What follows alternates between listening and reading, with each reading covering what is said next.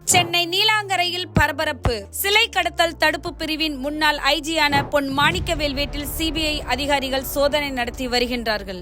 அவர் மீது வழக்கு பதிய கோரி முன்னாள் சிலை கடத்தல் தடுப்பு பிரிவு டிஎஸ்பி காதர் பாஷா வழக்கு தாக்கல் செய்திருந்தது அனைவரும் அறிந்த விடயம். சென்னை பாலவாக்கத்தில் உள்ள காமராஜர் சாலையில் வசித்து வருகிறார் முன்னாள் ஐஜி பொன் மாணிக்கவேல்.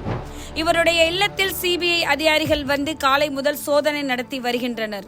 சிலை கடத்தல் தடுப்பு பிரிவு டிஎஸ்பியாக இருந்த காதர் பாஷா மீது சிலை கடத்தியதாக பொன் மாணிக்கவேல் நடவடிக்கை எடுத்திருந்தார். தன் அதிகாரத்தை துஷ்பிரயோகம் செய்து தன் மீது நடவடிக்கை எடுப்பதாக பொன் மாணிக்கவேல் மீது காதர் பாஷா ஹைகோர்ட்டில் வழக்கு தொடர்ந்தார்.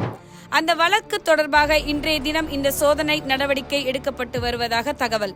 அதாவது கடந்த 2008ஆம் ஆண்டு விருதுநகர் மாவட்டம் விவசாய நிலத்தில் 3 உலோக சிலைகள் கண்டெடுக்கப்பட்டுள்ளன. அந்த 3 சிலைகளையும் காவல்துறையில் பணியாற்றிய டிஎஸ்பி காதர் பாஷா என்பவரும் கோயம்பேடு காவல் நிலையத்தில் SSI ஆக பணியாற்றி வந்த சுப்ராஜ் ஆகிய இருவரும் விவசாயியுடன் சேர்ந்து சிலையை விற்றுவிட்டதாகவும் கடந்த 2018ஆம் ஆண்டு சிலை கடத்தல் தடுப்பு பிரிவு IIG ஆக இருந்த பொன் மாணிக்கவேல் வழக்கு ஒன்றை பதிவு செய்தார்.